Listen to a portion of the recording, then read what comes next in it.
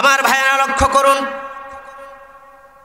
রিজিক বৃদ্ধির নাম্বার 1 আমল হলো আল্লাহর ভয় এবং আল্লাহর উপরে ভরসা। যারা বলেন কার ভয়? আল্লাহর ভয় যদি আমরা অন্তরে ফিট করতে পারি, আল্লাহর উপরে যদি ভরসা যদি আমরা করতে পারি, আল্লাহ রাব্বুল আলামিন কোরআনে কারীমের মধ্যে সূরাতুত তালাকের মধ্যে বলেন, ওয়া মাইয়াত্তাকিল্লাহা ইয়াজআল লাহু মাখরাজা। আল্লাহ রাব্বুল আলামিন বলেন, আর যে সমস্ত বান্দারা আল্লাহকে ভয় করবে, যারা বলেন কাকে ভয় করবে? আল্লাহকে যদি মানুষ ভয় করে, যদি মানুষ মুত্তাকি হয়ে যায়, আল্লাহ বলেন ইয়াজআল লাহু মাখরাজা, আল্লাহ রাব্বুল আলামিন তাকে সমস্ত ধরনের সংকট থেকে উত্তরণের ব্যবস্থা করে দিবে। সব সংকট আপনার জীবনে, কোনো ধরনের সংকট থাকবে না, বিপদ থাকবে না, মুসিবত থাকবে না, আপনার জীবনে অভাব অনটন থাকবে না। শুধু তাই নয়, কোরআনে কারীমের পরের অংশে আল্লাহ রাব্বুল আলামিন বলেন, ওয়া ইয়ারযুকুহু মিন হাইসু লা ইয়াহতাসিব। আল্লাহ বলেন, বান্দা যদি তুমি আমি আল্লাহকে ভয় করতে পারো, আমি আল্লাহর উপরে যদি ভরসা করতে পারো, আমি আল্লাহ রাব্বুল আলামিন তোমার জন্য অকল্পনীয় জায়গা থেকে তোমার রিজিকের ব্যবস্থা করে দেব। অকল্পনীয় জায়গা থেকে আল্লাহ আমাদের রিজিকের ব্যবস্থা করে দিবেন যদি আমরা ভয় করি। কাকে? আরো জোরে বলেন কাকে? আল্লাহর ভয় অন্তরে ফিট করেন, আল্লাহর উপরে ভরসা করেন, দেখবেন রিজিক কে বাড়ায় দিবেন। আরো জোরে বলেন কে বাড়ায় দিবেন? আল্লাহ রিজিক বাড়ায় দিবেন। আল্লাযী আরসালাহু বিল হাক্কি বাশীরান ওয়া নাযীরা وداعيا إلى الله بإذنه وسراجا وقمرا منيرا فقد قال الله تبارك وتعالى في كلامه المجيد وفي فرقانه الحميد।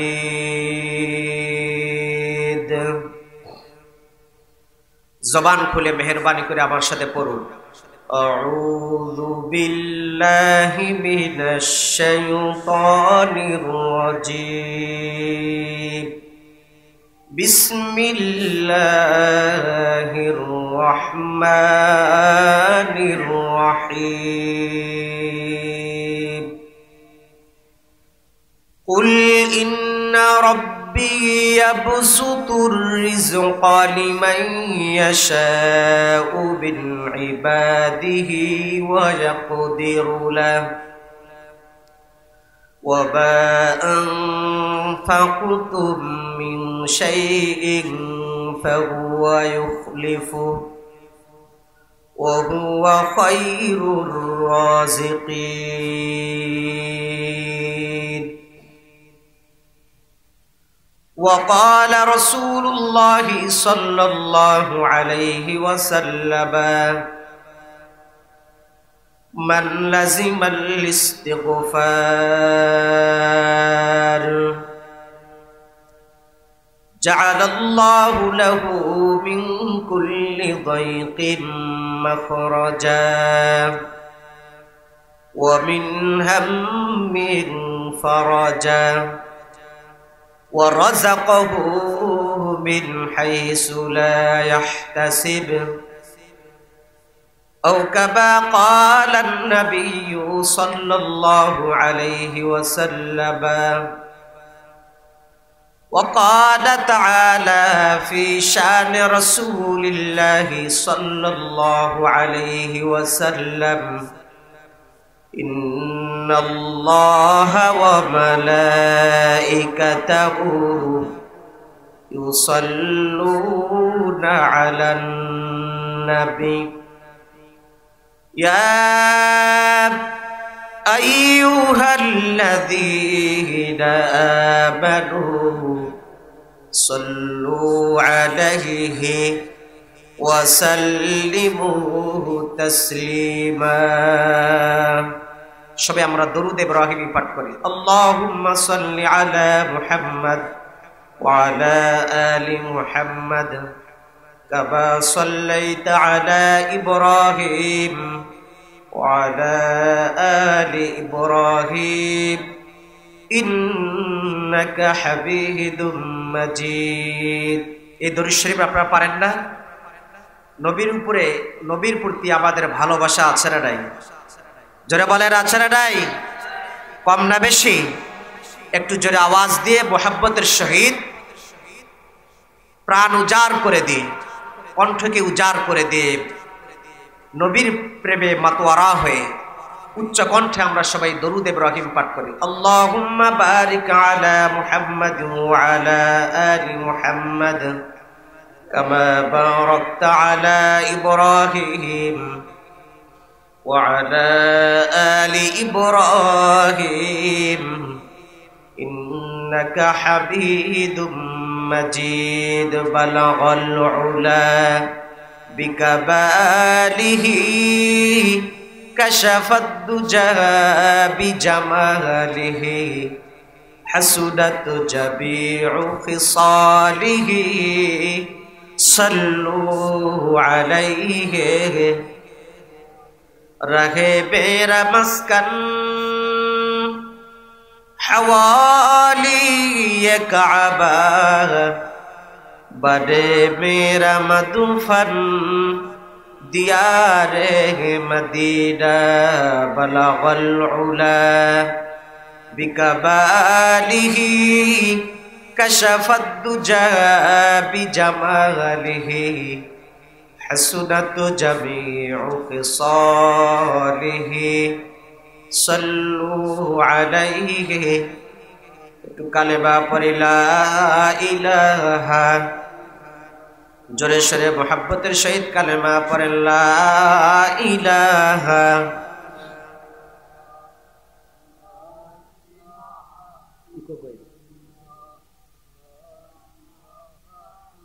লা ইলাহা সুবহানাল্লাহ ওয়ালহামদুলিল্লাহ লা ইলাহা জোরে লা ইলাহা।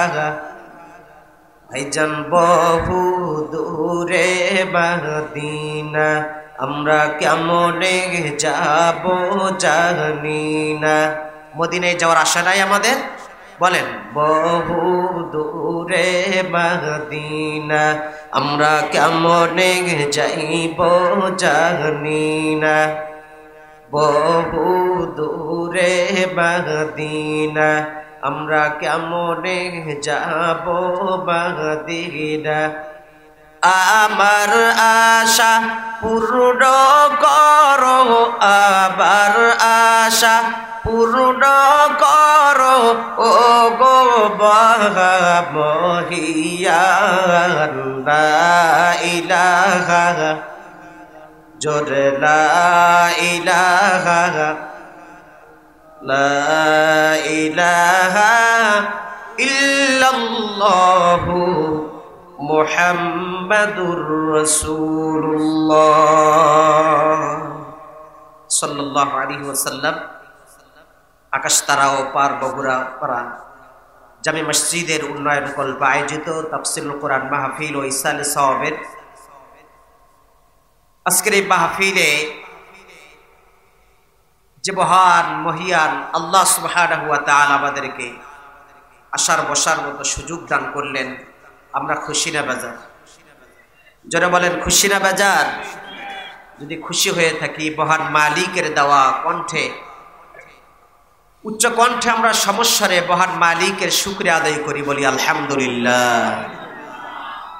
লাখো কোটি দরুদ সালামের হাদিয়া বর্ষিত হোক আকায়ে নামদার তাজদার মদিনা সরকারে দো জাহা, বিশ্ব মানবতার মূর্ত প্রতীক, বিশ্ব মানবতার মুক্তির দূত, সরওয়ায়ে কায়নাত, সর্বকালের সর্বযুগের সর্বশ্রেষ্ঠ মহামানব যিনি, আশরাফুল আম্বিয়া, ইমামুল আম্বিয়া, নবী মুহাম্মদুর রাসূলুল্লাহ, সকলেই বলছি সাল্লাল্লাহু আলাইহি ওয়াসাল্লামের পবিত্র শানে।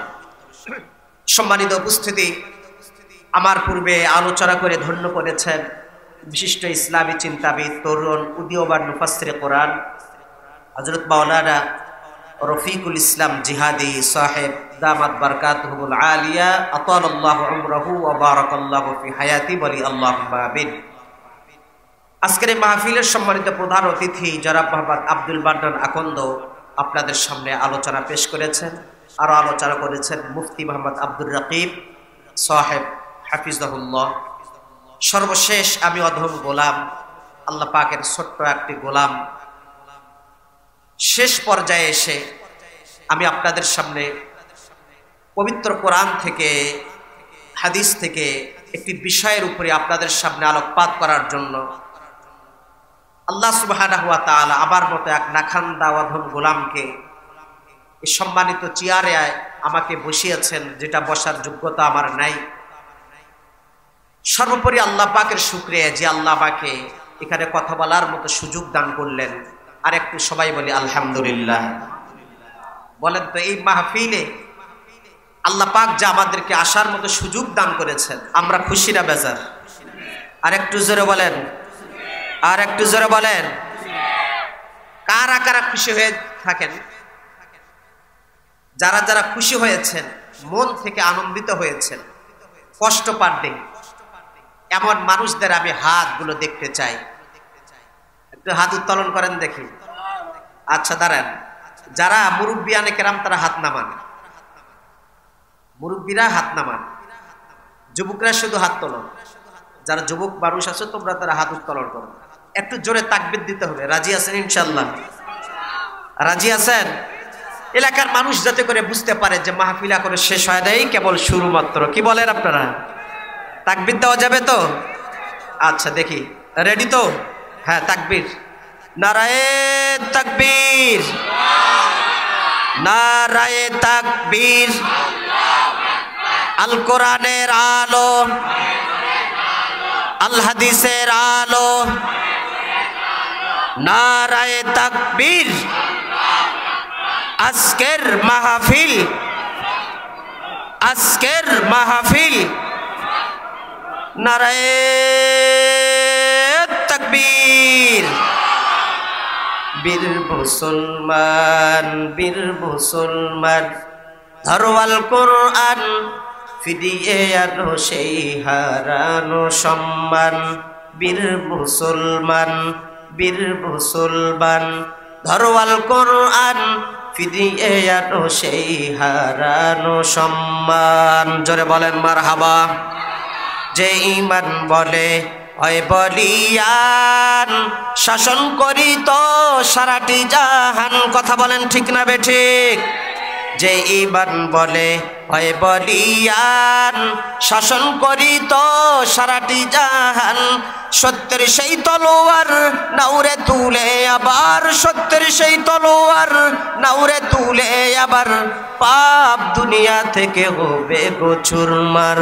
বীর মুসলমান, বলেন বীর মুসলমান, ধরওয়াল কোরআন, ফিরিয়ে আনো সেই হারানো সম্মান। বীর মুসলমান, বীর মুসলমান, ধরওয়াল কোরআন, ফিরিয়ে আনো সেই হারানো সম্মান। জোরে বলেন মারহাবা। কিছুক্ষণ যদি আমি আলোচনা করি, 1-8 ঘন্টা সময় দিবেন নাকি চলে যাবেন? সময় দিবেন তো ইনশাআল্লাহ? যাক আলহামদুলিল্লাহ, বলি আলহামদুলিল্লাহ। আল্লাহ আমাদের সকলের বসা কোরআন হাদিসের জন্য, এখানে বসাকে দ্বীনের জন্য কবুল মঞ্জুর করুন। জোরে বলেন আমিন। সম্মানিত উপস্থিতি, আজকের আলোচনার সাবজেক্ট হলো, এটা আগে আমরা জেনে নেই। কি বলেন? আলোচনার সাবজেক্ট হলো রিজিক বৃদ্ধির আমল। জোরে বলেন কি বৃদ্ধির আমল? রিজিক বৃদ্ধির আমল 10টি। জোরে বলেন কয়টি? আরেকটু জোরে বলুন, আরেকটু জোরে বলুন। আমরা রিজিক বলতে কি বুঝি? আমরা অনেক মানুষ শুধুমাত্র বুঝি রিজিক মানে 3 বেলা খাবার খেতে পাওয়া, পকেটের ভিতরে টাকা থাকা, পয়সা থাকা, সচ্ছলতা থাকা, দারিদ্রতা না থাকা। ঠিক না? ঠিক বলেন। কিন্তু শুধুমাত্র রিজিক এই 3 বেলা পেটকে উদরকে পূর্ণ করে খাওয়ার নাম নয়। রিজিক হচ্ছে একটা ব্যাপক জিনিস, একটি ব্যাপক জিনিস। রিজিক এর স্তরগুলো যদি আমি বলতে চাই লম্বা সময় লাগবে। এক কথায় যদি আমি বুঝাতে চাই যে রিজিক কি জিনিস, রিজিক হচ্ছে খাবারের নাম, রিজিক হচ্ছে টাকা পয়সার নাম, রিজিক হচ্ছে যা আপনি ফসল লাগাবেন জমিনের ভিতরে, ফসলের ভিতরে বরকত হওয়া। রিজিক হচ্ছে যা আপনি একটি দোকান দিবেন, এই দোকানের ভিতরে উন্নয়ন সাধিত হওয়া, লাভ হওয়া। রিজিক হচ্ছে আপনি ফসলের ভিতরে বরকত হওয়া। রিজিক হচ্ছে যারা তোমরা বিবাহ করে নাই যুবক ভাইয়েরা, সুন্দরী একটা স্ত্রী পাওয়া, এটাও রিজিকের অন্তর্ভুক্ত। রিজিক হচ্ছে আপনার স্ত্রীটা নেককার পরহেজগার মুত্তাকি হওয়া, এটাও রিজিক। রিজিক হচ্ছে আপনার সন্তানগুলো মানুষের মতো মানুষ হওয়া, এটাও রিজিক। চিৎকার করে বলেন সুবহানাল্লাহ। সবকিছু রিজিকের অন্তর্ভুক্ত। টাকা পয়সা আছে কিন্তু স্ত্রীটা মানুষের মতো মানুষ না, পর্দানসীন না। স্ত্রী পর্দানসীন, ছেলে মানুষের মতো মানুষ না, পর্দা করে চলে না, মেয়ে বেপর্দার সাথে চলাফেরা করে। ছেলে একটা ইয়াবাখর গাঞ্জাখর, আছে না নাই বলেন? যারা বলেন আছে না নাই? রিজিক সবগুলোই। আমি 10টি কোরআন এবং হাদিস থেকে রেফারেন্স ভিত্তিক 10টি আমলের কথা বলবো ইনশাআল্লাহ। যে 10টা কাজ যদি আমরা করতে পারি আল্লাহ সুবহানাহু ওয়া তাআলা আমাদের জীবনে রিজিকের মধ্যে বরকত দান করবেন। বলেন সুবহানাল্লাহ। বাস, কথা আর লম্বা নয়, সরাসরি আলোচনায় যাই। আমার ভাইয়েরা, আমি আপনাদের সামনে সূরাতুস সাবা থেকে আমি আপনাদের সামনে আয়াতে কারিমা তিলাওয়াত করেছি। সূরাতুস সাবার 39 নম্বর আয়াত।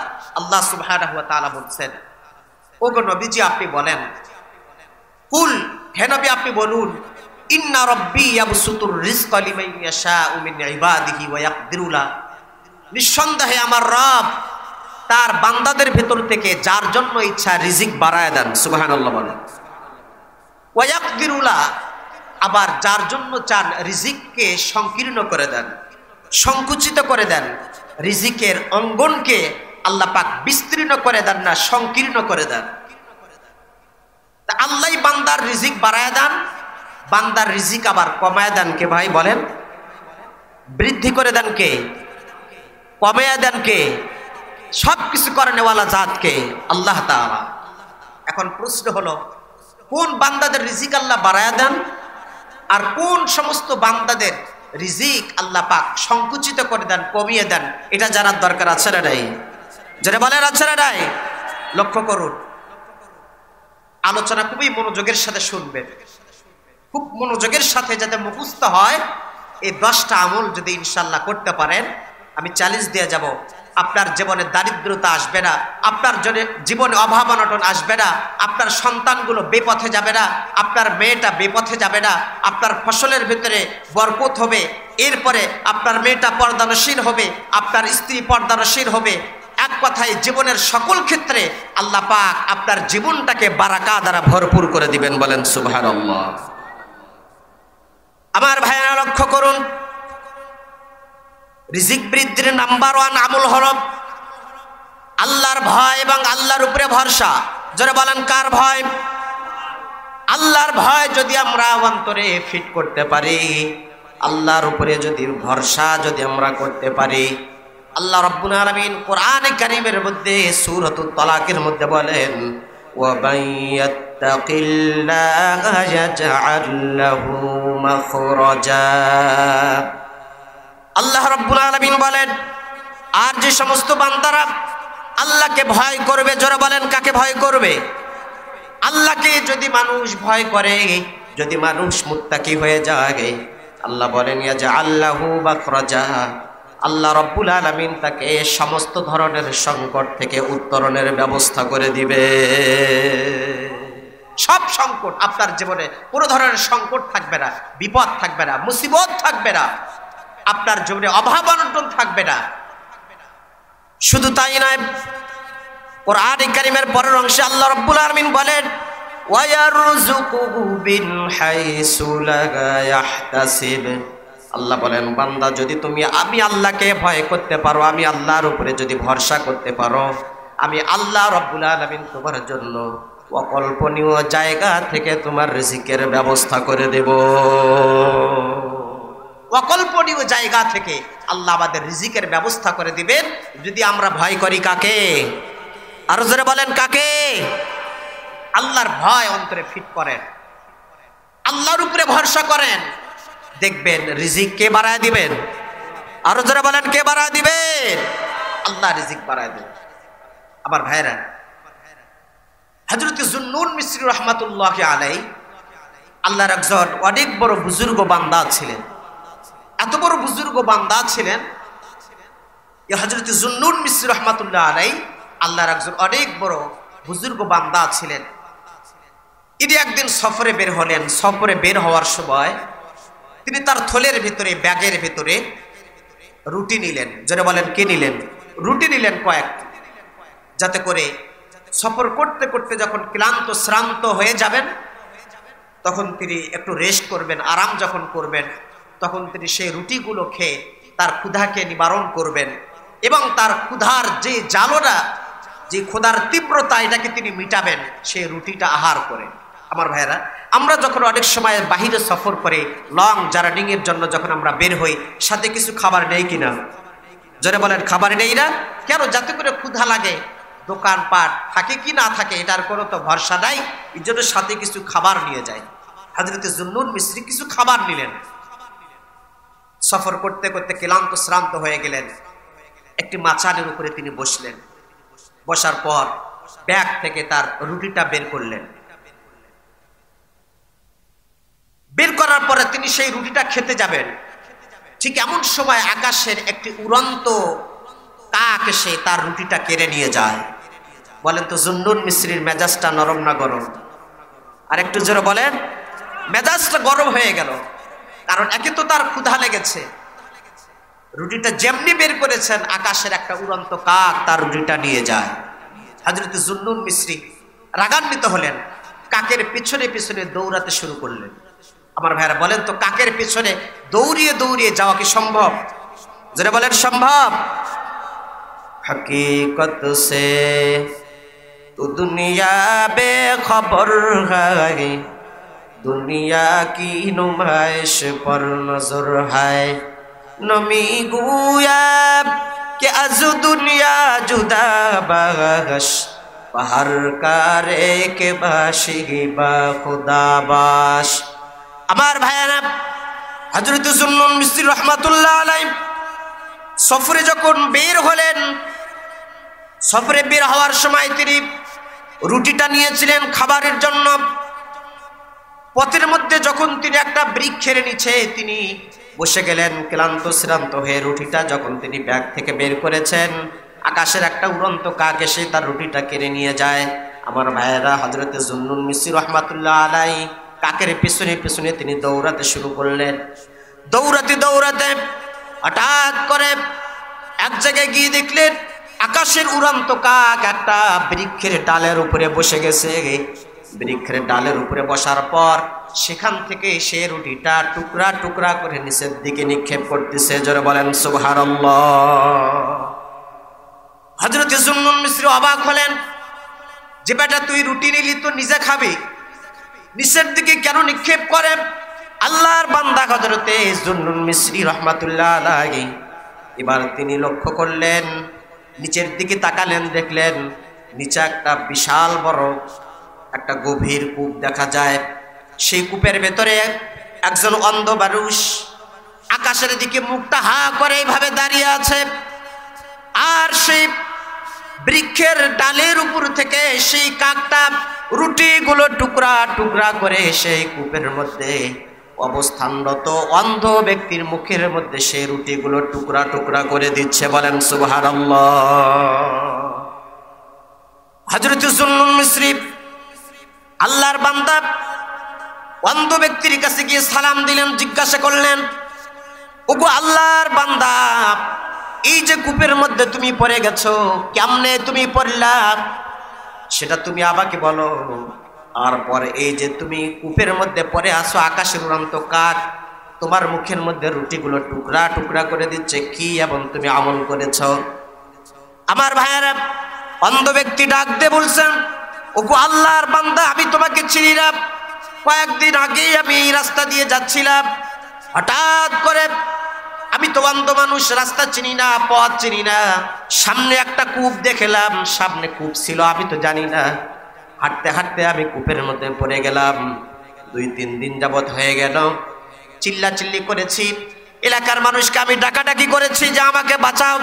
এলাকার কোনো মানুষের কানে আমার আওয়াজটা পৌঁছাই নাই, যার কারণে 3 দিন হয়ে গেল। 3 দিন আমি যখন আল্লাহর কাছে দোয়া করলাম, আল্লাহ 3 দিন যাবৎ আমি কূপের মধ্যে অনাহারে আছি, মেহেরবানি করে আবার রিজিকের ব্যবস্থা আল্লাহ তুমি করে দাও। জোরে বলেন সুবহানাল্লাহ। আমার ভাইরা লক্ষ্য করেন, হযরত জুন্নুন মিসরি রাহমাতুল্লাহ আলাইহি যখন এই কথাটা শুনলেন, আল্লাহর বান্দা বললেন, ও আল্লাহর বান্দা, তারপর কি হলো? অন্ধ ব্যক্তি বলছেন, 3য় দিন আজকে যখন আমি আমার জীবনটা যখন একেবারে শেষ হওয়ার উপক্রম, 3 দিন যাবৎ না খেয়ে আছি। বলেন দেখি, একজন মানুষ যদি লাগাতার 3 দিন 3 রাত যদি কোনো গর্তের মধ্যে অনাহারে পড়ে থাকে, বলেন দেখি এই মানুষটার মৃত্যু একেবারে কাছাকাছি আসবে কি আসবে না? মৃত্যু প্রায় হয়ে যাবে। আল্লাহর বান্দা বলেন, ঠিক এমন সময় আমি আল্লাহর কাছে দোয়া করলাম, ওগো আল্লাহ, তুমি তো কোরআনুল কারীমের মধ্যে বলেছো, মাইয়াত্তাকিল্লাহা ইয়াজআল লাহু মাখরাজা। কোন মানুষ যদি আল্লাহকে যদি ভয় করে, আল্লাহর উপরে ভরসা করে, আল্লাহ রব্বুল আলামিন অকল্পনীয় জায়গা থেকে তার রিজিকের ব্যবস্থা করে দিবেন। জোরে বলেন সুবহানাল্লাহ। সুতরাং আমি আল্লাহর কাছে দোয়া করলাম, ওগো আল্লাহ, আমার রিজিকের আল্লাহ তুমি ব্যবস্থা করে দাও। আল্লাহর বান্দা তিনি বলেন, যখন আমি দোয়া করলাম, আকাশের দিকে হা করে আমি দোয়া করতেছিলাম, ঠিক এমন সময় বুঝতে পারলাম কে বা কারা যেন রুটিগুলো টুকরা টুকরা করে আমার মুখের মধ্যে রিজিক হিসাবে দিচ্ছে। বলেন সুবহানাল্লাহ। ও আকাশ তারার মুসলমানেরা জানতে চাই, বলেন দেখি, আল্লাহর উপরে ভরসা যদি আমরা করতে পারি, রিজিক আল্লাহ দিবেন কি দিবেন না? আরো জোরে বলেন, রিজিক দিবেন কি দিবেন না? আল্লাহর ভয় যদি আমরা অন্তরে ফিট করতে পারি, আল্লাহ রাব্বুল আলামিন অলৌকিক ভাবে আমাদের জীবনে রিজিকের মধ্যে আল্লাহ বরকত দান করবেন। বলেন সুবহানাল্লাহ। আমার ভাইরা, তাহলে বলেন তো, আমাদের সবার মুত্তাকি হওয়ার দরকার আছে না নাই? পরহেজগার হওয়ার দরকার আছে না নাই? আমরা যদি সবাই আল্লাহওয়ালা হয়ে যাই, আল্লাহর ভয় যদি হৃদয়ে লালন করি, আল্লাহর ভয় যদি অন্তরে ফিট করি, রিজিক কে বাড়িয়ে দিবেন বলেন? আর একটু জোরে বলেন। আমাদের সন্তানদেরকে মুত্তাকি বানানোর দরকার আছে না নাই? জোরে বলেন, আছে না নাই? আমাদের মেয়েদেরকে মুত্তাকি পরহেজগার বানানোর দরকার আছে না নাই?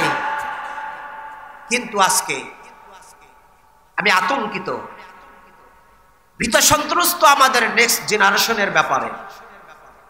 পরবর্তী জেনারেশন যারা আসতেছে, আমাদের ভবিষ্যৎ অনাগত সন্তান, তাদের কি হবে? তারা কি মুত্তাকি হতে পারবে? ইমানের উপরে তারা মৃত্যুবরণ করতে পারবে কিনা, এই ব্যাপারে যথেষ্ট সন্দেহান আমি। কারণ 2023 সালের যেই শিক্ষা কার্যক্রম, পাঠ্যপুস্তক বিতরণ করা হয়েছে, আপনারা অবাক হবেন। সেই পাঠ্যপুস্তকের ভেতরে সমস্ত ইমান বিধ্বংসী সিলেবাস সেখানে যোগ করা হয়েছে। বলেন নাউজুবিল্লাহ। আমরা কোথায় বাস করছি? অবাক হয়ে যাবে। এই সিলেবাসের ভেতরে 2023-এর যে সিলেবাস, এই সিলেবাসের ভেতরে এমন অনেকগুলি সাবজেক্ট, এমন অনেকগুলি বিষয় এখানে সংযুক্ত করে দেওয়া হয়েছে। এগুলো যদি কোনো মুসলমানের সন্তান যদি বিশ্বাস করে, তার ঈমান কোনোদিন থাকতে পারে না। কথা বলেন ঠিক না বেঠিক? ঈমান থাকতেই পারে না। সুতরাং আমাদের নেক্সট জেনারেশন যারা আসছে, ভবিষ্যৎ অনাগত সন্তান, তাদের ব্যাপারে আমরা আতঙ্কিত, আমরা ভীত সন্ত্রস্ত, এরপরে আমরা হতাশাগ্রস্ত, আমরা আমাদের হৃদয়টা ভেঙ্গে খান খান হয়ে গেছে। 2023 সালের সিলেবাসের ব্যাপারে আমি জাস্ট কয়েক মিনিট আপনাদের সামনে পর্যালোচনা করতে চাই। শুনবেন তো ইনশাআল্লাহ? এটা অত্যন্ত জরুরি বিষয়। আমি আপনাদেরকে একটু দেখাই। 2023 সালের যেই সিলেবাস প্রণয়ন করা হয়েছে, ক্লাস 6 এবং 7-এর যদি নির্দিষ্ট করে বলতে হয়, ইতিহাস এবং সামাজিক বিজ্ঞানের এই সাবজেক্টটার ভিতরে কুফরি মতবাদ এখানে ঢেলে দেওয়া হয়েছে, নাউজুবিল্লাহ বলেন। সেই বিষয়টি হচ্ছে ডারউইনের কুফরি মতবাদ, নাস্তিক্যবাদী মতবাদ। সেই মতবাদ হচ্ছে যে মানুষের সৃষ্টি হচ্ছে বানর থেকে, বলেন নাউজুবিল্লাহ। আমি আপনাদেরকে শুনাই, হয়তো বলবেন যে হুজুর আপনি বানিয়ে বানিয়ে বলছেন। আপনাদের ষষ্ঠ শ্রেণীর সমাজ বিজ্ঞান অনুসন্ধানী পাঠ বইয়ের 24 নম্বর পৃষ্ঠায় বলা হয়েছে, আমি এটা নেট থেকে নামিয়েছি, সেখানে লেখা আছে যে আমাদের মনে রাখতে হবে। তারা লিখছেন, দেখেন আমাদের সন্তানরা কি পড়ছে, সেখানে লেখা আছে যে আমাদের মনে রাখতে হবে যে আধুনিক মানুষ ও বানর গোত্রের নানা প্রাণী যেমন সিম্পাজি, গরিলা একটি সাধারণ প্রাইমেট জাতীয় প্রজাতি থেকে তাদের যাত্রা শুরু করেছে, বলি নাউজুবিল্লাহ। এটার সারমর্ম হলো আমাদের দেশের কোমলমতি শিশুদেরকে বোঝানো হচ্ছে তাদের সৃষ্টি নাকি বানর থেকে, বলেন নাউজুবিল্লাহ। ডারউইনের সেই বিবর্তনবাদ মতবাদ, নাস্তিক্যবাদ মতবাদ বলেন আবার সোনার বাংলাদেশে চলতে দেওয়া যায়? আরো জোরে বলেন, চলতে দেওয়া যায়? এই সিলেবাস যদি বহাল থাকে, আমাদের ভবিষ্যৎ অনাগত সন্তান ঈমান নিয়ে মৃত্যুবরণ করতে পারবে কিনা এ ব্যাপারে যথেষ্ট আমরা সন্দিহান। কথা বলেন ঠিক না বেঠিক? আমি স্পষ্ট করে বলতে চাই, আমাদের ট্যাক্সের টাকা দিয়ে, আমাদের ঘাম ঝরানো ট্যাক্সের টাকা দিয়ে যেই সিলেবাস প্রণয়ন করা হবে, সেই সিলেবাসের ভিতরে কোন ঈমান বিধ্বংসী কথা থাকা যাবে? বলেন থাকা যাবে কি? এটা তো একটা বানর থেকে মানুষের সৃষ্টি, বিবর্তনবাদ, নাস্তিক্যবাদী মতবাদ, এটা হচ্ছে এক। নাম্বার 2, 2023 সালের ষষ্ঠ শ্রেণীর এবং সপ্তম শ্রেণীর ইতিহাস ও সামাজিক বিজ্ঞানের ভেতরে আরেকটি মারাত্মক বিষয় যুক্ত করা হয়েছে। সেখানে তারা বুঝিয়েছেন পর্দার বিরোধিতা করা আমাদের কোমলমতি শিশুরা যাতে ছোট্টকাল থেকেই শেখে, বলেন নাউজুবিল্লাহ। তাদেরকে পর্দার বিরোধী শেখানো হচ্ছে। কি শেখানো হচ্ছে? পর্দার বিরোধিতা করা, যাতে করে তারা পর্দাকে খারাপ দৃষ্টিতে দেখে। আমি আপনাদেরকে একটু দেখাই, সেখানে তারা গল্প লিখেছে। তারা লিখেছে যে একজন পর্দারশীল মহিলা, তার বাড়িতে আগুন লেগেছে। জোরে বলেন কি লেগেছে? তো আগুন লাগার পরে তখন সেই মহিলা করেছে কি, তার বাড়িতে যখন যেহেতু আগুন লেগেছে, তখন আগুন লাগার পরে তার বাসার ভিতরে যে গহনা ছিল, স্বর্ণ অলংকার ছিল, সবগুলোকে তিনি এক জায়গার ভিতরে একত্রিত করে বস্তার ভিতরে নিয়ে তিনি বের হয়ে যাবেন বাড়ির থেকে। কারণ বাসার ভিতরে যদি থাকে তাহলে তো আগুনে পুড়ে মরতে হবে, ঠিক না ঠিক? তখন তিনি তার সমস্ত অলংকার, গহনা পাটি, মূল্যবান জিনিস নিয়ে বাহিরে বের হয়েছেন যখন, তখন ওই মহিলা নাকি দেখতেছে পর্দারসীন যে আগুন নিভানোর কাজে যারা ব্যস্ত আছেন তার হলো পুরুষ মানুষ। তখন এই পর্দারসীন মহিলা চিন্তা করলেন যেহেতু পুরুষের সাথে দেখা করা যাবে না, তখন তিনি তার সেই ব্যাগ নিয়ে, মূল্যবান গহনাগুলো নিয়ে তিনি আর বাহিরে বের হননি, ঘরের ভিতরেই থেকে গিয়েছেন, খাটের নিচে লুকিয়ে গিয়েছেন, পর্দা লঙ্ঘন হবে এই ভয়ে। এরপর নাকি যখন এক পর্যায়ে ঘর থেকে বের হতে পারেন নাই, তখন আগুন এক পর্যায়ে জ্বলতে জ্বলতে এত তীব্র থেকে তীব্রতর হয়েছে, এই মহিলাকে আগুন জ্বালিয়ে পুড়ে ভস্ম করে দিয়েছে। বলেন তো এই ধরনের গাঁজাখুরি কথা কি আপনাদের বিশ্বাস হয়? বলেন বিশ্বাস হয়? মহিলা পর্দা করতে হবে তার মানে কি এটা নয় যে আপনার ঘর আগুনে জ্বালিয়ে পুড়ে ভস্ম হয়ে যাবে, তারপরও কি আপনি সেই ঘরের ভিতরে থাকবেন? এটা কি কোনো আকল কোনোদিন বিশ্বাস করে? এটা কোনোদিন তো বিশ্বাস করে না, আকল বিশ্বাস করতেই পারে না। তো আমাদের নেক্সট জেনারেশনকে যাতে করে তারা বুঝে, আহারে যদি পর্দা করি তাহলে তো বাড়ির থেকেও বের হতে পারবো না, যদি আগুন লাগে ঘরের ভিতরে আমাদেরকে জ্বলে পুড়ে মরতে হবে। আমাদের সন্তানদেরকে, কোমলমতি শিশুদেরকে এই নাস্তিক্যবাদ, পর্দার বিরোধিতা করা আমাদের পাঠ্যপুস্তক থেকে তারা শিখতেছে, বলেন নাউজুবিল্লাহ। কোথায় আছে? আমি আজকের এই মাহফিল থেকে দায়িত্বহীন কণ্ঠে জানতে চাই, দায়িত্বহীন কণ্ঠে আজকের এই মাহফিল থেকে আমি জানাতে চাই, আল্লামা আহমদ শফির বাংলাদেশে, আমিনীর বাংলাদেশে, হাফিজির বাংলাদেশে, শাহ মখদুমের বাংলাদেশে, শাহপরানের বাংলাদেশে ডারউইনের সেই নাস্তিক্যবাদ মতবাদ, ডারউইনের সেই বিবর্তনবাদ মতবাদ চলতে পারে না, চলতে দেওয়া হবে না। কথা বলে ঠিক? যদি এইভাবেই চলতে থাকে আমাদের আগামী নেক্সট জেনারেশন, তাদের ইমানের অবস্থা কি হবে, এটা অত্যন্ত ভয়াবহ। আমার ভাইয়েরা, এর জন্য আমাদেরকে সচেতন থাকতে হবে। আজকে সারা বাংলাদেশের ওলামায়ে কেরাম এটার ব্যাপারে প্রতিবাদ জানাচ্ছেন, সমস্ত মেম্বার থেকে এটার ব্যাপারে বলা হচ্ছে। সুতরাং আমাদেরকে সাবধান হতে হবে। এই সিলেবাসের ভিতরে 1 নম্বর বলা হচ্ছে পর্দার বিরোধিতা শেখানো হচ্ছে। ছোট্ট ছোট্ট শিশুদেরকে শেখানো হচ্ছে যে তাদেরকে বানর থেকে সৃষ্টি করা হয়েছে। ছোট্ট ছোট্ট শিশুদেরকে সমকামিতার মতো জঘন্য জিনিস শেখানো হচ্ছে। বলেন নাউজুবিল্লাহ। আমার ভাইয়েরা, তাহলে বলতেছিলাম রিজিক বৃদ্ধির 1 নম্বর আমল হলো তাকওয়া। জোরে বলেন 1 নম্বর আমল কি? তাকওয়া, আল্লাহর ভয় অন্তরে সৃষ্টি করা। এটা হচ্ছে 1 নম্বর। নাম্বার 2, রিজিক বৃদ্ধির 2 নম্বর আমল হলো ইস্তেগফার। বলেন 2 নম্বর আমল কি? ইস্তেগফার, ক্ষমা প্রার্থনা করা। ক্ষমা আমরা কার কাছে চাবো ভাই বলেন? যারা বলেন কার কাছে?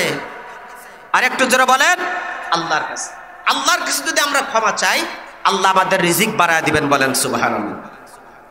আবার ভাইরা লক্ষ্য করেন, কোরআনে কারীমের ভিতরে আল্লাহ রাব্বুল আলামিন জানিয়ে দেন, ফাকুল তুস্তাগফিরু রাব্বাকুম ইন্নাহু কানা গফফারা। জোরে বলেন সুবহানাল্লাহ। আল্লাহ বলেন, দুনিয়ার মানুষেরা সরব, ইস্তাগফিরু রাব্বাকুম, তোমরা তোমাদের রবের কাছে ক্ষমা চাও। জোরে বলেন কার কাছে ক্ষমা চাও? আল্লাহ বলেন, বান্দা যদি তোমরা আমি আল্লাহর কাছে ক্ষমা প্রার্থনা করো, ইন্নাহু কানা গফফারা, আল্লাহ রাব্বুল আলামিন তোমাদের তামাম জিন্দেগির গুনাহ ক্ষমা করে দিবেন। বলেন সুবহানাল্লাহ।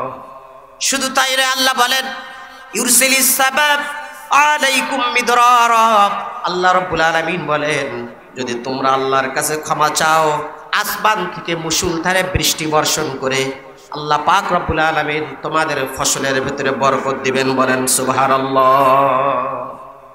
শুধু তাই নয়, ইস্তিগফার করার দ্বারা আরেকটা লাভ হলো ওয়ায়ুমদিদুকুম বিআমওয়ালি ওয়া বানিন। আল্লাহ বলছেন, দুনিয়ার মানুষ যদি তোমরা আল্লাহর কাছে যদি ক্ষমা চাও, তাহলে আমি আল্লাহ তোমাদের সন্তানের ভিতরে বরকত দান করব। তোমাদের যাদের সন্তান হয় না, আমি আল্লাহর কাছে ক্ষমা চাও, আমি আল্লাহ রব্বুল আলামিন তোমাদেরকে সন্তান দান করব। বলেন সুবহানাল্লাহ। তাহলে বলেন তো, যাদের আমাদের সন্তান হয় না কার কাছে যাব? আরো যারা বলেন কার কাছে যাব?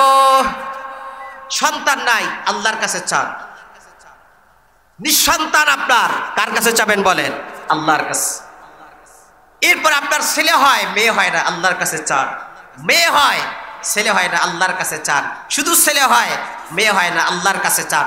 ছেলেও হয় না মেয়েও হয় না, কে দিতে পারেন বলেন? আরো যারা বলেন ভাই কে দিবেন? আল্লাহর কাছে। সাউন্ড কমে গেল কেন? ইকো কই? আপনার বাইকটা খারাপ। আমার ভাইরা, তাহলে বলছিলাম যে আমাদের যদি নিঃসন্তান যারা আমরা দম্পতি, আমাদের যদি সন্তানের দরকার হয় কার কাছে চাবো? যারা বলেন কার কাছে? কিন্তু আজকের সমাজের মানুষেরা সন্তান যদি না হয় কার কাছে চায় বলেন তো? খাজা বাবার কাছে। ঠিক না বে ঠিক? আর একটু যারা বলেন ঠিক না বে ঠিক? বিশেষ করে আমাদের সমাজের মা বোনেদের বদঅভ্যাস এত পরিমাণ বেশি, এত বেশি যে তারা কোনো কিছু হইলেই শুধু মাজারের দিকে দৌড়ায়। আছে না নাই? জোরে বলেন আছে না নাই? আমাদের সকল প্রয়োজন আমরা কার কাছে চাবো ভাই বলেন? জোরে বলেন কার কাছে? পীর সাহেব সন্তান দিবেন, আল্লাহ দিবে। বলেন জোরে বলেন কে দিবেন? পীরগিরিয়ার মাজার পূজা চলছে দেশটা জুড়িয়া, সেরে কি আর ভণ্ডামিতে দেশটা গেল ভরিয়া। কথা বলেন ঠিক না বে ঠিক? পীরগিরিয়ার মাজার পূজা চলছে দেশটা জুড়িয়া, সেরে কি আর ভণ্ডামিতে দেশটা গেল ভরিয়া। পীরগিরিয়ার মাজার পূজা চলছে দেশটা জুড়িয়া, সেরে কি আর ভণ্ডামিতে দেশটা গেল ভরিয়া। মদের কলসি টান মারিয়া, মদের কলসি টান মারিয়া দেখায় সাধুর ভার। ওরা শিক্ষিত শয়তান, ওরা শিক্ষিত শয়তান, ওরা শিক্ষিত শয়তান, ওরা শিক্ষিত শয়তান। কথা বলেন ঠিক না বে ঠিক? আমার ভাইয়ের এই জন্য আল্লাহ বলেন, বান্দা গো আমি আল্লাহ তোমার সন্তানের ভিতরে বরকত দান করব। তোমাদের যাদের সন্তান হয় না, আমি আল্লাহর কাছে চাও, আমি আল্লাহ তোমাকে সন্তান দান করব। কোনো সমস্যা নাই, ছেলে হয় না মেয়ে হয় না, আমি আল্লাহর কাছে তোমরা চাও, আমি আল্লাহ রাব্বুল আলামিন তোমাদেরকে ছেলে দেব মেয়েও দেব। তোমরা আমার কাছে চাইতে দেরি, আমি আল্লাহ রাব্বুল আলামিন তোমাদেরকে দিতে দেরি করব না। বলেন সুবহানাল্লাহ। এটা হচ্ছে 2 নাম্বার রিজিক বৃদ্ধির আমল। ইস্তেগফার করতে হবে, ক্ষমা প্রার্থনা করতে হবে। যখন যা চাওয়ার কার কাছে চাবো ভাই বলেন, যারা বলেন কার কাছে? 3 নাম্বার রিজিক বৃদ্ধির, মনোযোগ দিয়ে শুনবেন, রিজিক বৃদ্ধির 3 নাম্বার আমল হলো মা বাবা সহ রক্তের সম্পর্কের যারা আত্মীয় আছে তাদের সাথে সুসম্পর্ক বজায় রাখলে রিজিকের ভেতরে কে বরকত দান করবেন? যারা বলেন কে বরকত দান করবেন? বিপদ আপদ থেকে হেফাজত করবেন। কঠিন কঠিন বিপদ আপনার সামনে, মা বাবার সাথে যদি কারো সম্পর্ক ভালো থাকে, আল্লাহ বলছেন বান্দা হতাশ হওয়ার দরকার নাই, আমি আল্লাহ তোমাকে বিপদ থেকে উদ্ধার করব, তোমার জীবনে রিজিকের মধ্যেও আমি আল্লাহ বরকত দান করব। বলেন সুবহানাল্লাহ। মুসলিম শরীফের হাদিস, ক্বালা রাসূলুল্লাহ সাল্লাল্লাহু আলাইহি ওয়াসাল্লাম মান আরাদা আন ইয়াবসুতা লাহু ফি রিজকিহি আও ইউনসা লাহু ফি আসারিহি ফালইয়াসিল রাহিমাহ আও কামা ক্বালা an-নবী সাল্লাল্লাহু আলাইহি ওয়াসাল্লাম। আবার ভাইরা, বিশ্বনবী বলেন দুনিয়ার যে সমস্ত মানুষরা চায় তাদের হায়াতের মধ্যে বরকত হোক, বেশি দিন যদি আপনি বাঁচতে চান, রিজিকের ভিতরে যদি আপনি বরকত পেতে চান, আল্লাহ বলছেন বান্দা রক্তের সম্পর্কের যারা তোমাদের আত্মীয় আছে তাদের সাথে তোমরা সুসম্পর্ক বজায় রাখো। জোরে জোরে বলেন সুবহানাল্লাহ। আবার ভাইয়েরা বলেন দেখি, মা বাবার সাথে আমাদের রক্তের সম্পর্ক কি সম্পর্ক না? মার সাথে বাবার সাথে আমাদের রক্তের সম্পর্ক। মার সাথে বাবার সাথে যদি আমাদের সম্পর্ক ভালো হয়, যদি আমরা মা বাবার খিদমত যদি আমরা করতে পারি, আল্লাহ বলছেন বান্দা মা বাবার যদি তোমরা খিদমত করো, আমি আল্লাহ তোমার জীবনে রিজিকের মধ্যে বরকত দান করব। বলেন সুবহানাল্লাহ। এই জন্য আল্লাহ রাব্বুল আলামিন কোরআন কারীমের মধ্যে জানিয়ে দেন وَقَضَى رَبُّكَ أَلَّا تَعْبُدُوا إِلَّا إِيَّاهُ وَبِالْوَالِدَيْنِ إِحْسَانًا। আল্লাহ বলেন বান্দা তোমার রব চূড়ান্ত সিদ্ধান্ত দিয়েছেন তোমরা কেবলমাত্র শুধুমাত্র আল্লাহর ইবাদত করবে। জোরে বলেন কার? আল্লাহর ইবাদত করার পর ওয়াবিল ওয়ালিদাইনি ইহসানা, তোমরা মা বাবার খিদমত করবে, মা বাবার সাথে সদাচরণ করবে। বলেন সুবহানাল্লাহ। বুখারী শরীফের হাদিস 2215 নম্বর হাদিস, আল্লাহর নবী বলেন ক্বালা রাসূলুল্লাহ সাল্লাল্লাহু আলাইহি ওয়াসাল্লাম ইনতালাকা সালাসাতু নাফারিন মিম্মান কানা ক্বাবলাকুম হাত্তা আওয়াহুমুল মাবিদ। বুখারীর হাদিস 2215 নম্বর হাদিস। এই হাদিসের ভিতরে আল্লাহ রাসূল বলেন যে বনি ইসরাইলের যুগে 3 জন যুবক ছিল। যারা বলেন কয়জন? আর একটু যারা বলেন 3 জন যুবক ছিল বনি ইসরাইলের। বুখারীর হাদিস বলছি 2215 নম্বর হাদিস। 3 জন যুবক একদিন সফরে বের হলো। সফরে বের হওয়ার পর রাত্রি ঘনিয়ে আসলো। আরবের ভেতরে আপনারা জানেন মরুভূমি আর মরুভূমি, ঠিক না? ঠিক মরুভূমি। তো তারা চিন্তা করলো রাত যেহেতু ঘনিয়ে এসেছে, আশ্রয় নেব কোথায়? মরুভূমির দেশ, মরুভূমি এলাকা। তারা আশ্রয় নেওয়ার জন্য তারা একটি গুহার ভিতরে ঢুকে গেল। সুবহানাল্লাহ বলেন। আর একটু জোরে বলেন, পেছনের ভারে একটু জোরে আওয়াজ দিয়ে বলেন। গুহার ভিতরে তারা আশ্রয় নিল। আমরা যদি কোথাও সফরে যাই, যদি যাওয়ার পর সেখানে রাত হয়ে যায়, নিজের বাসা অনেক দূর, তো আমরা আমাদের নিকট আত্মীয় স্বজনের বাসায় আমরা রাত্রি যাপন করি কিনা বলেন? রাত্রি যাপন করি না? তো ঠিক এই 3 জন যুবক চিন্তা করলো আমাদের বাসা অনেক দূরে, এলাকা মরুভূমি, এই মরুভূমির প্রান্তর, হুদু মরুভূমি, এখানে আর কোথায় যায়? একটি গুহার ভেতরে তারা আশ্রয় নেওয়ার জন্য ঢুকে গেল। সুবহানাল্লাহ বলেন। কিন্তু আশ্চর্যের কথা হলো যখনই তারা সেই গুহার ভেতরে ঢুকে গেল, বিশাল একখণ্ড পাথর এসে তাদের সেই গুহার মুখটা একেবারে বন্ধ করে দিল। বলেন তো, গুহার ভিতরে এমনিতেই দরজা জানালা আছে, যারা বলেন আছে, একে তো বিপদ, শুধুমাত্র সেই গুহার মুখটাই খোলা ছিল। এর উপরে আবার ঘায়ের উপরে লবণের ছিটা, বিশাল একখণ্ড পাথর এসে সেই গুহার মুখটাকে বন্ধ করে দিল। এখন এই তিনজন যুবকের মৃত্যু অনিবার্য, মৃত্যু নিশ্চিত।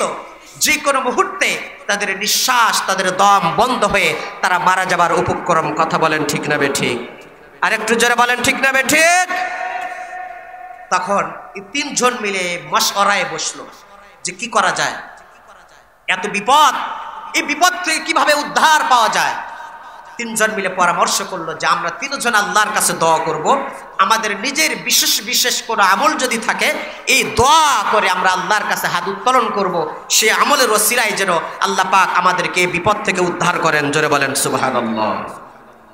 হकीकत से तू दुनिया बेखबर है, दुनिया की नुमाइश पर नजर है, नमी गुया कि आज दुनिया जुदा बाश, बाहर कारे के भाषी बा खुदा बाश। আবার ভাইরা এই তিনজন যুবক মশওয়ারা করলো, পরামর্শ করলো কি করা যায়। পরামর্শ করতে করতে তারা তিনজন মিলে পরামর্শ করলো আমাদের নিজেদের জীবনে এমন কোন যদি নেক আমল থাকে যেটা আমরা শুধুমাত্র আল্লাহর জন্য করেছি, সে আমলের কথা আজকে আমরা আল্লাহর কাছে বলবো দুহাত উত্তোলন করে। সে বিশেষ খালেস আমলের কারণে আল্লাহ রব্বুল আলামিন আমাদেরকে আজকে এই বিপদ থেকে উদ্ধার করবেন। জোরে বলেন সুবহানাল্লাহ। তাদের ভিতর থেকে একজন যুবক সে আল্লাহর কাছে দোয়া করলো, আল্লাহুম্মা ইন্না কানা লি আবাওয়ানি শাইখানি কাবীরানি, আল্লাহুম্মা কানা লি আবাওয়ানি শাইখানি কাবীরানি। এই যুবক আল্লাহর কাছে দোয়া করলো, আল্লাহ আমার দুইজন বৃদ্ধ মা বাবা ছিল। জোরে বলেন কে ছিল? বৃদ্ধ মা বাবা ছিল। আমি রাখাল ছিলাম, গরু চালাইতাম, মরুভূমির ভেতরে গরু চালাইতাম, আমি রাখাল ছিলাম।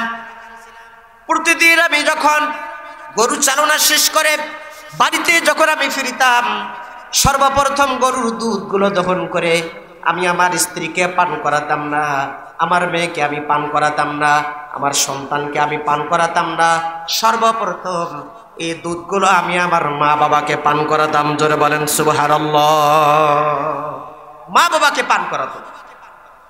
ঘটনাক্রমে একদিন এই যুবক, এই রাখাল অনেক দূর গরু চালানোর জন্য গিয়েছে, অনেক দূরের চারণভূমিতে গরুকে ঘাস খাওয়ানোর জন্য নিয়ে যাওয়ার পর আমার ভাইয়েরা, আমার বাবাজিরা ফিরতে ফিরতে অনেক রাত হয়েছে।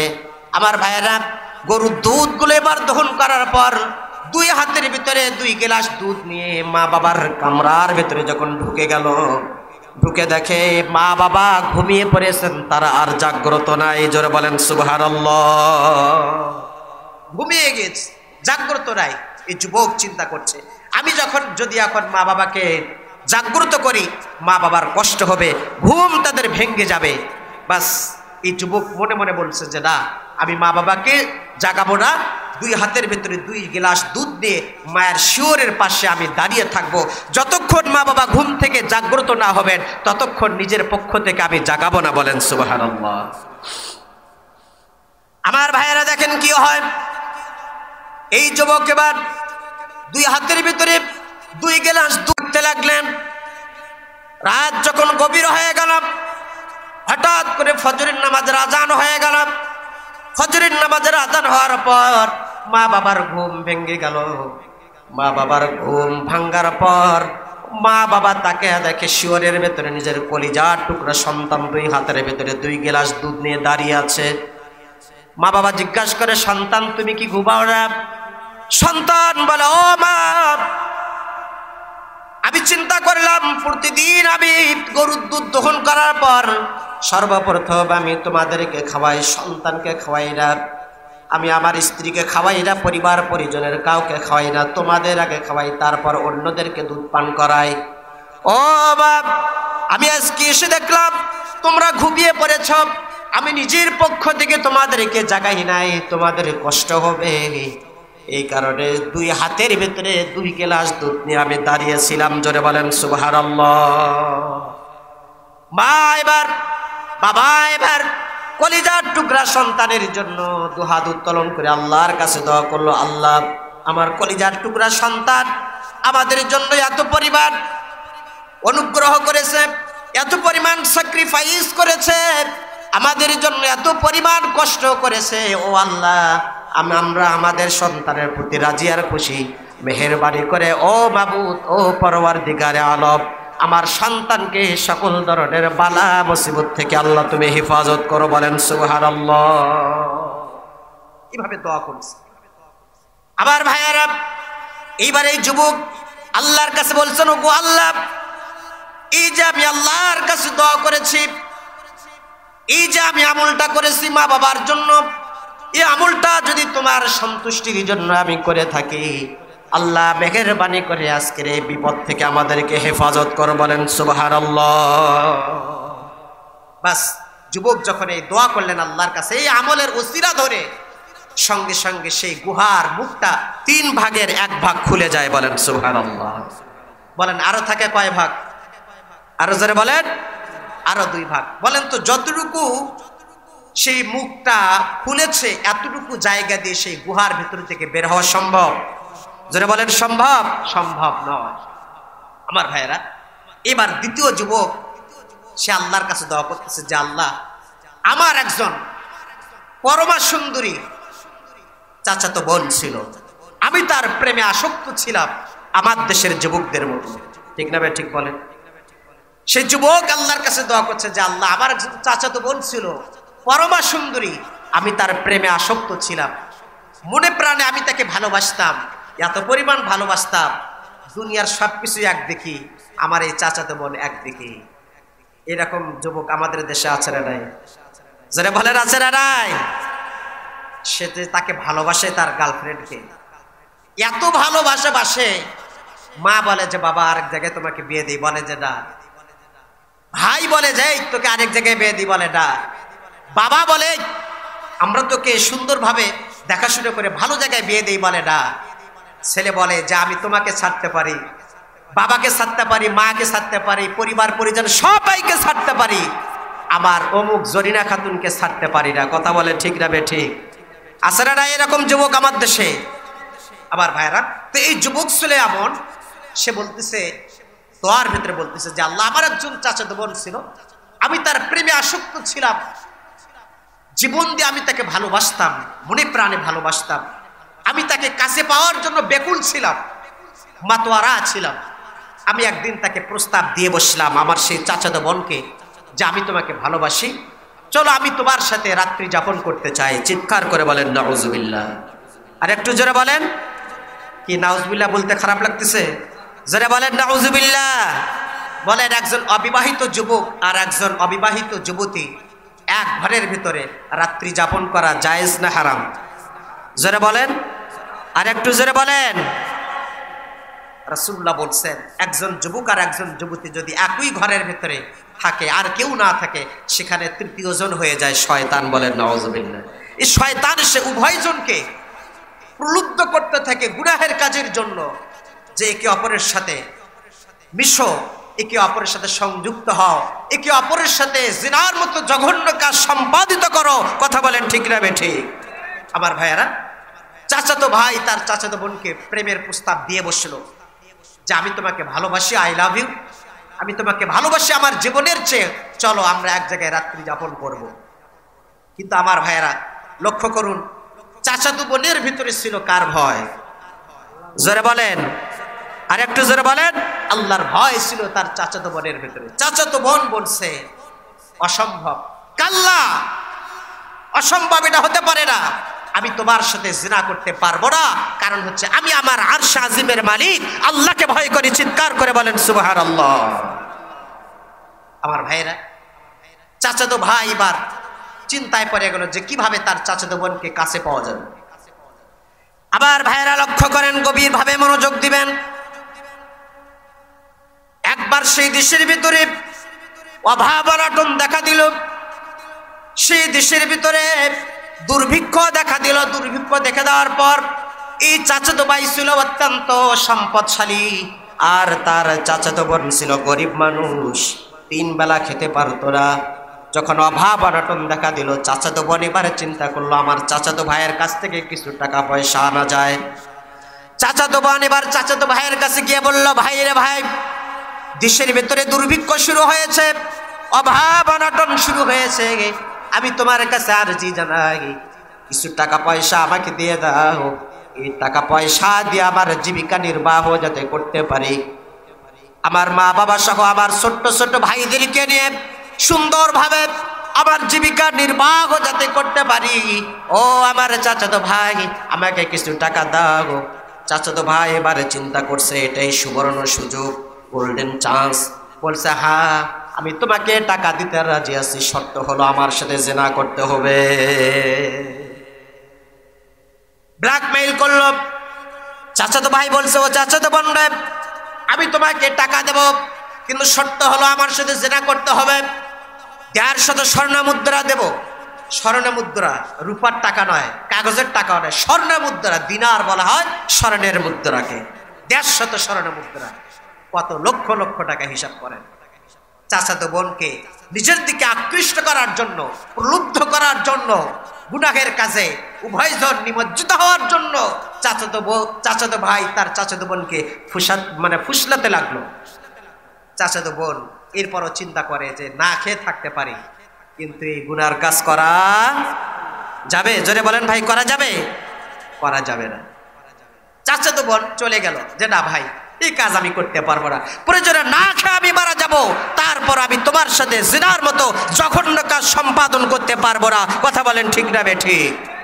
আবার ভাইয়েরা, চাচাতো বোন চলে গেল, কিন্তু বলেন তো কি, ক্ষুধার যাতনা, ক্ষুধার জ্বালা কয়দিন মানুষের সহ্য হয়?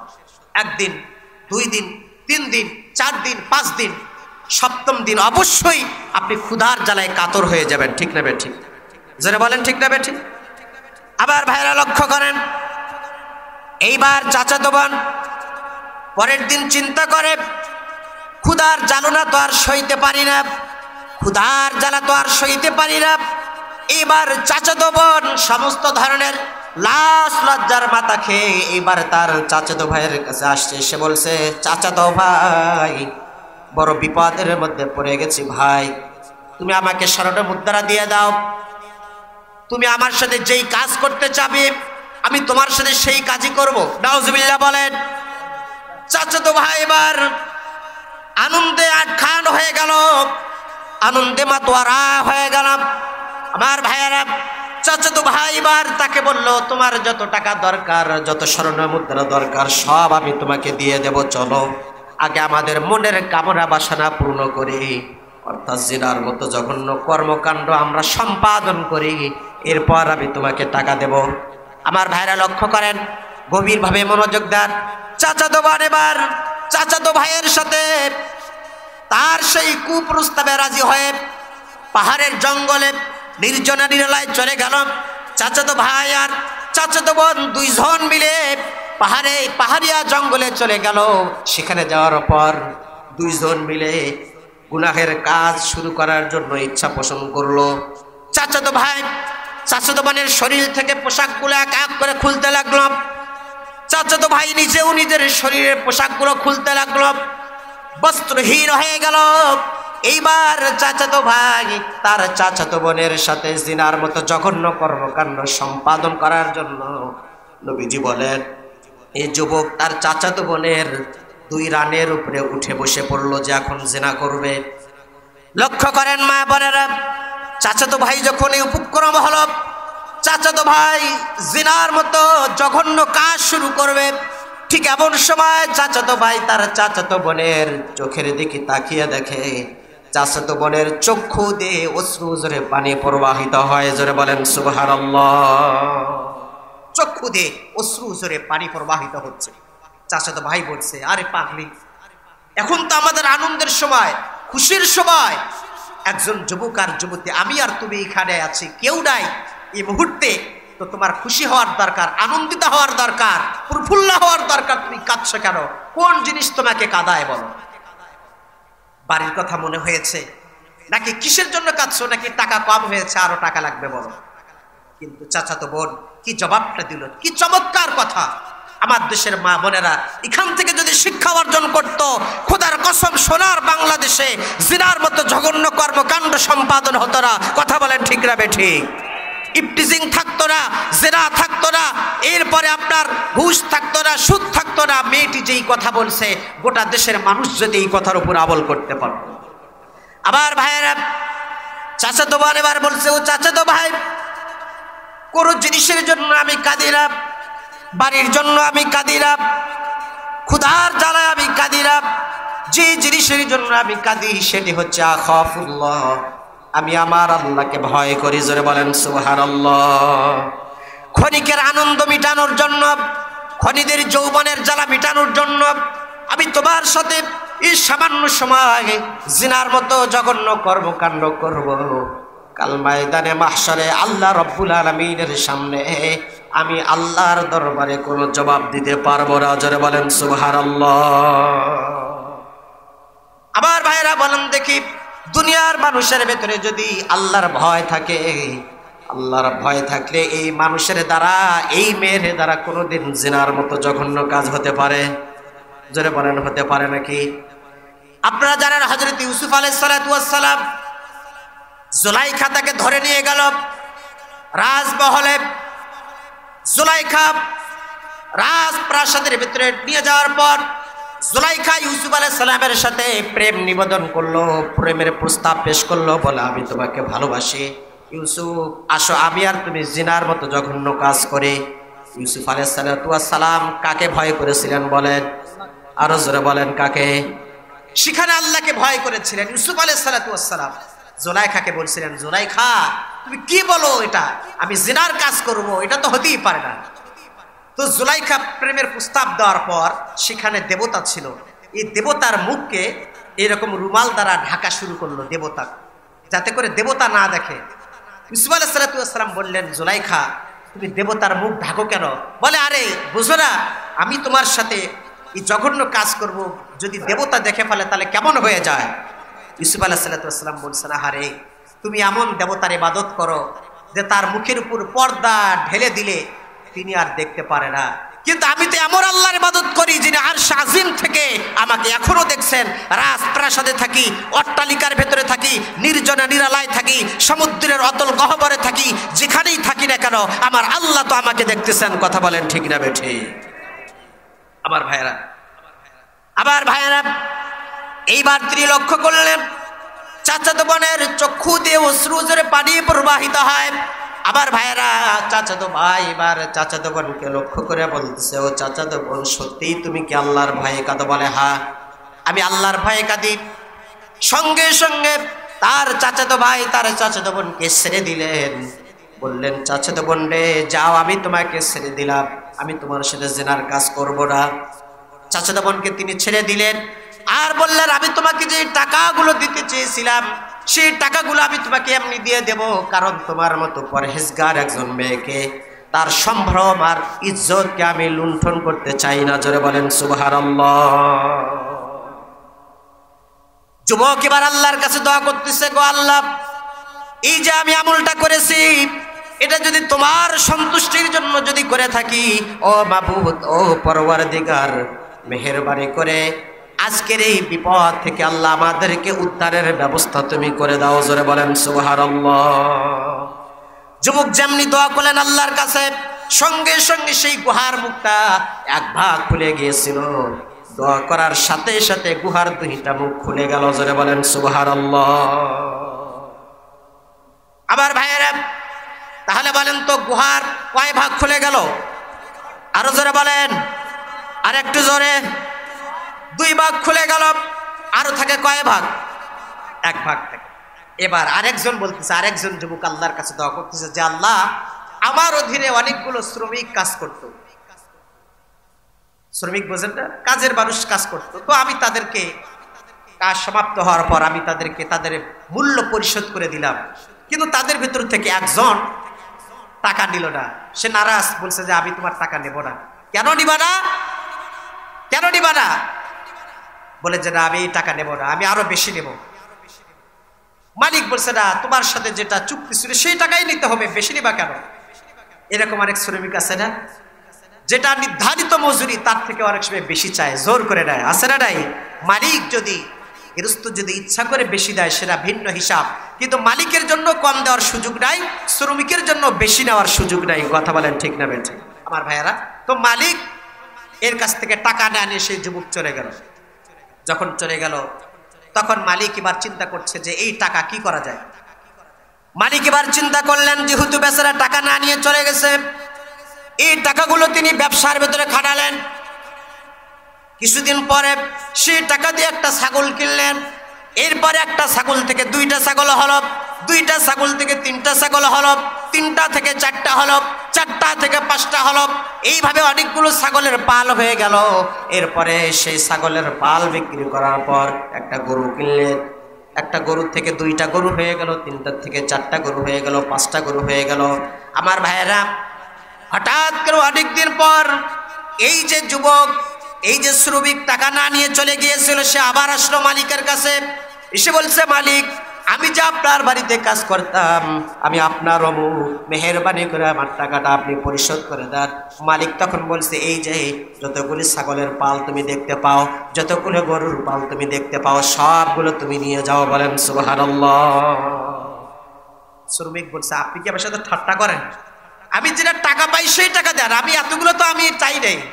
বলছে, আরে না, এই যে তুমি টাকা না নিয়ে চলে গিয়েছিলে, আমি চাইলে এটা অপচয় করতে পারতাম, নিজে আত্মসাৎ করতে পারতাম, কিন্তু আমি তোমার টাকা খাই নাই, মেরেও খাই নাই, আত্মসাৎ করি নাই। আমি তোমার টাকাকে ব্যবসায় খাটিয়েছি, ব্যবসায় খাটানোর পর যেই লাভ হয়েছে সেখান থেকে ছাগল কিনেছি, গরু কিনেছি, গরুর পাল কিনেছি, যতগুলি ছাগলের পাল আর গরুর পাল দেখছো এই সবগুলো তোমার। জোরে বলেন সুবহানাল্লাহ।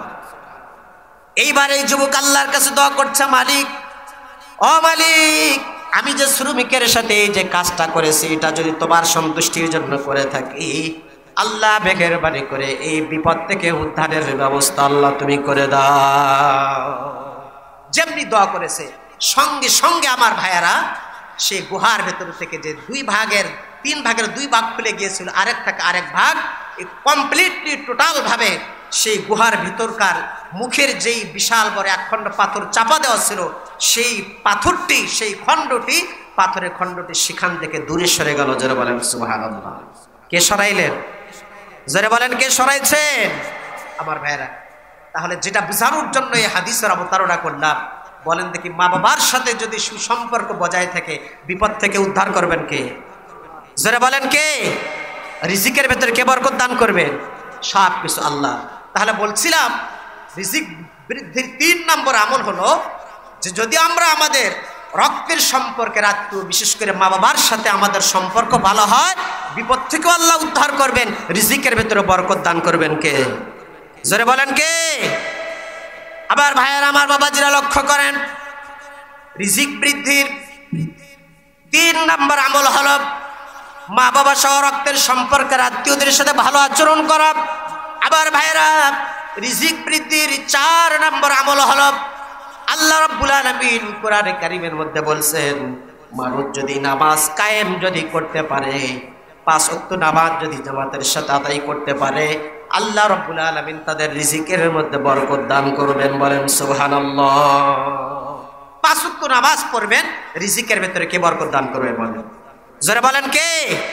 আপনার সন্তান মানুষের মতো মানুষ হবে যদি আপনি নামাজ পড়েন ঠিক মতো।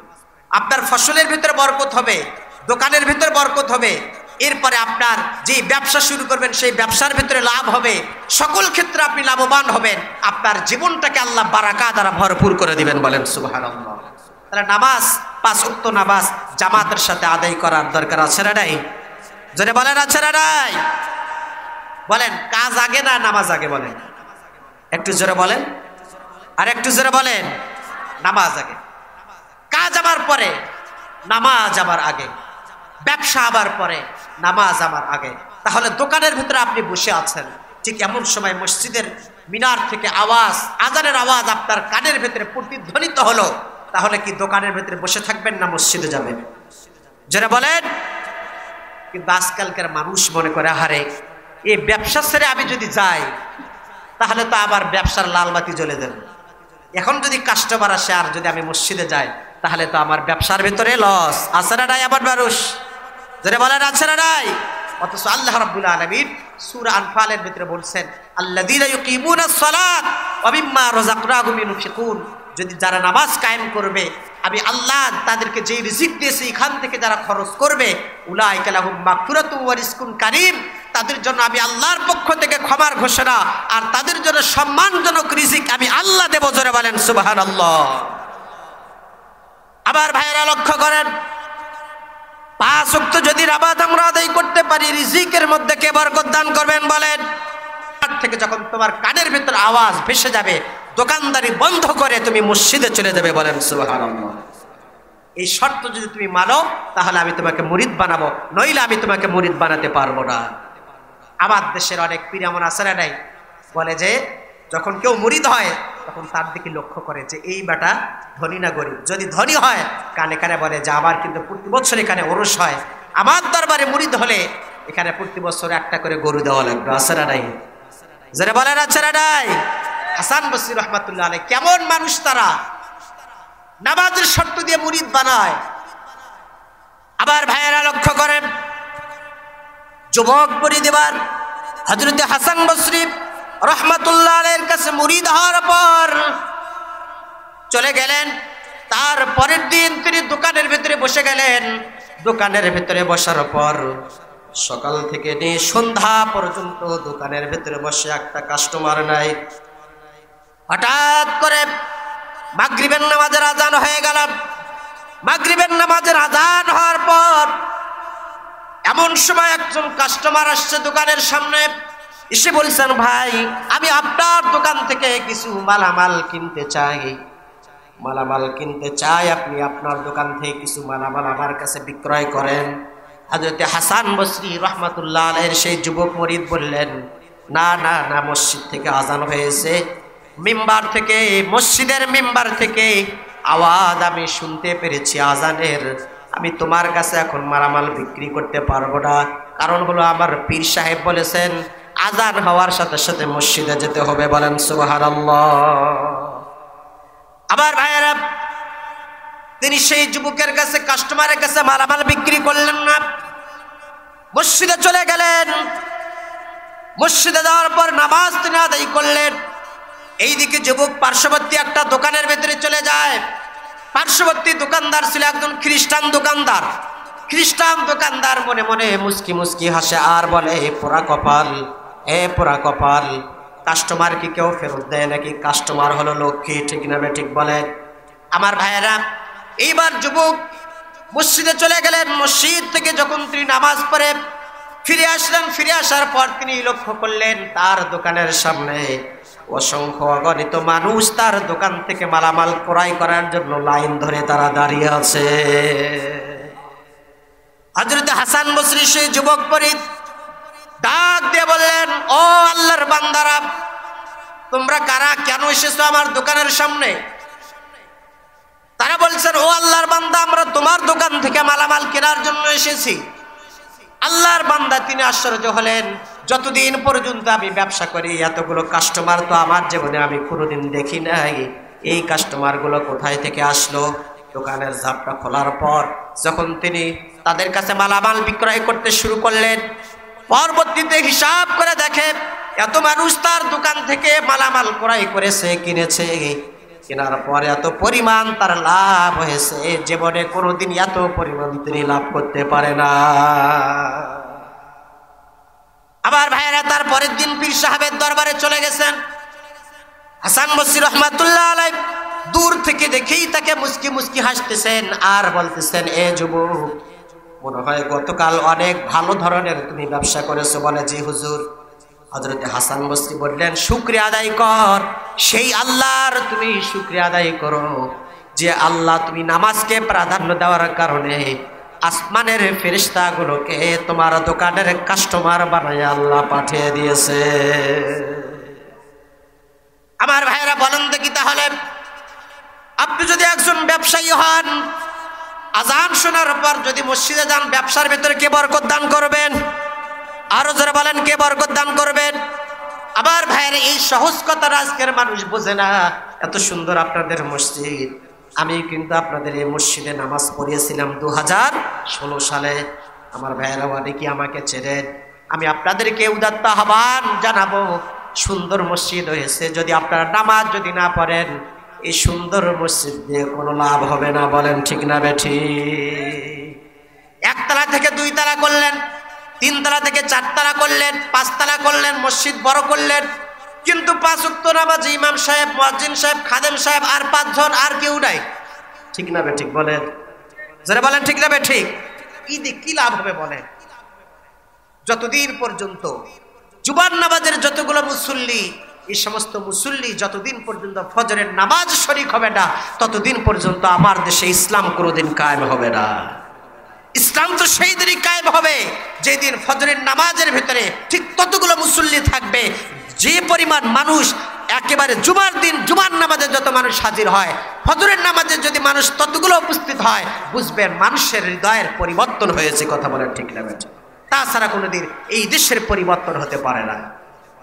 মানুষের হৃদয় যদি পরিবর্তন হয়, দেশের ভিতরে দেশের ভিতরে পরিবর্তন হবে, ইসলামী শাসন চালু হবে। মানুষের হৃদয়ের যদি পরিবর্তন না হয়, এই জন্য রাসূলুল্লাহ সাল্লাল্লাহু আলাইহি ওয়াসাল্লাম মক্কাতে আগে 13 বছর মেহনত করেছেন, হৃদয়ে অন্তরে। আগেই যুদ্ধ করেন নাই, আগেই আন্দোলনে যাননি, আগে মানুষের হৃদয় পরিবর্তন করেছেন। কথা বলেন ঠিক না বেঠিক? হৃদয় যদি মানুষের পরিবর্তন হয়, মানুষ এমনিতেই ইসলামপন্থী হবে, মানুষ এমনিতেই যারা হকপন্থী আলেম তাদের সাথে থাকবে। কথা বলেন ঠিক না বেঠিক? আবার ভাইরা 5 নম্বর, এবার আসেন রিজিক বৃদ্ধির 5 নম্বর আমল। আল্লাহর রাস্তায় মানুষ যদি দান করে, রিজিক আল্লাহ বাড়ায় দেন। সুবহানাল্লাহ বলেন। আর একটু জোরে বলেন।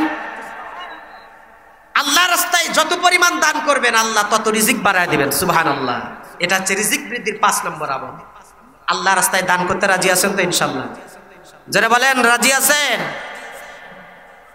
আল্লাহর বান্দা বাদশা সেকেন্দার, আপনার নাম শুনেছেন, এই বাদশা সেকেন্দার দেখেন, আল্লাহর রাস্তায় যদি আপনি দান করেন, আল্লাহ আপনার রিজিকের ভিতরে এত পরিমাণ বরকত দান করবেন আপনি কল্পনাও করতে পারবেন না।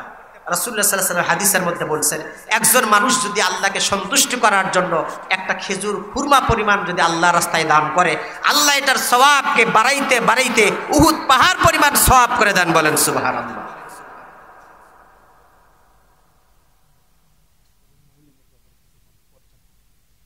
আবার ভাইয়েরা, তাহলে বলছিলাম রিজিক বৃদ্ধির 5 নম্বর আমল হলো আল্লাহর রাস্তায় দান করা। জোরে বলেন, কার রাস্তায় দান করা?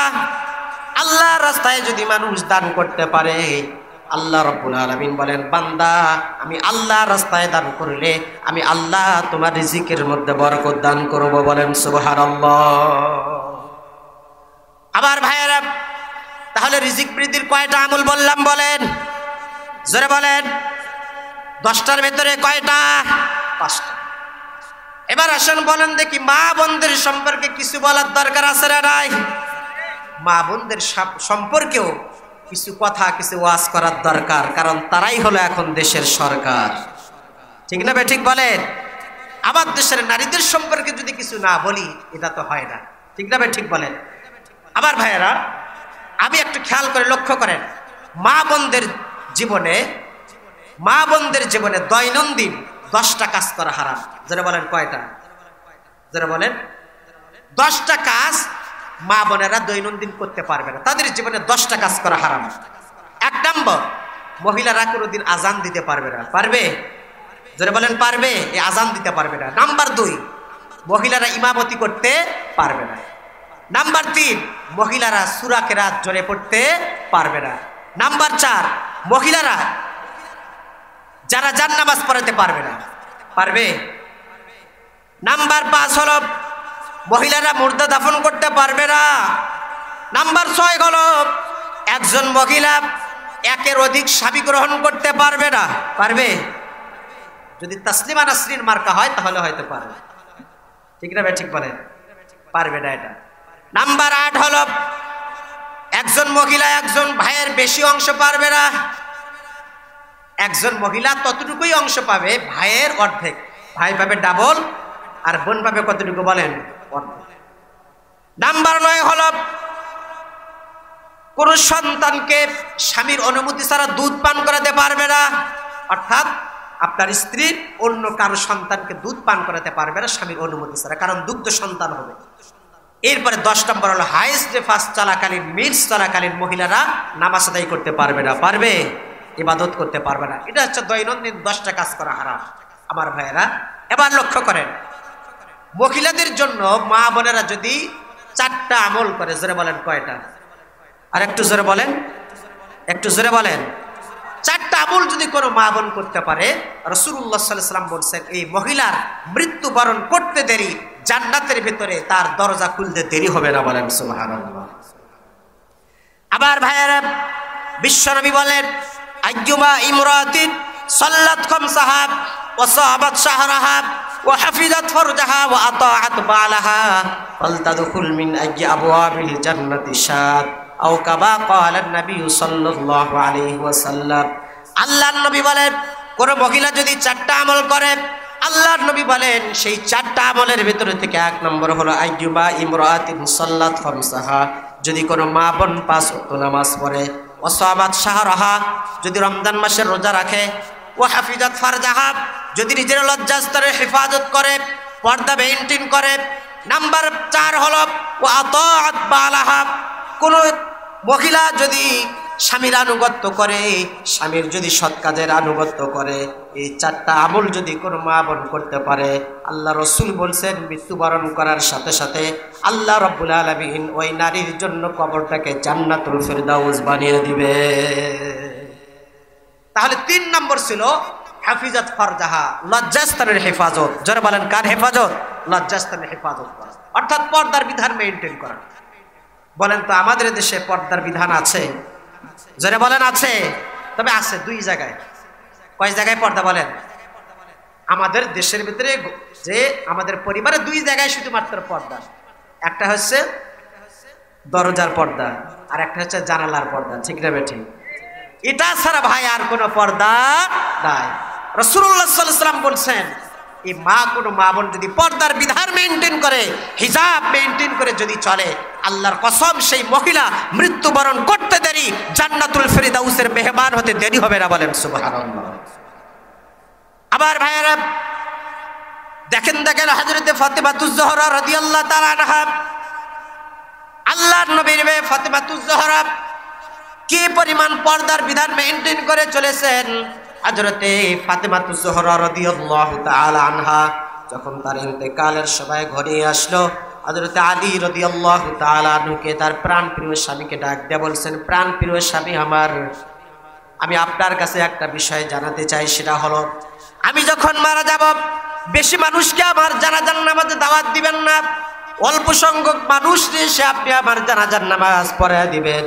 রাত্রিবেলায় আপনি আমার জানাজার নামাজ পড়িয়ে কাফন দাফন করাবেন। বেশি মানুষকে আপনি দাওয়াত করবেন না। জোরে বলেন সুবহানাল্লাহ। হযরত আলী বললেন, প্রাণপ্রিয় স্ত্রী আমার, এটা কেন?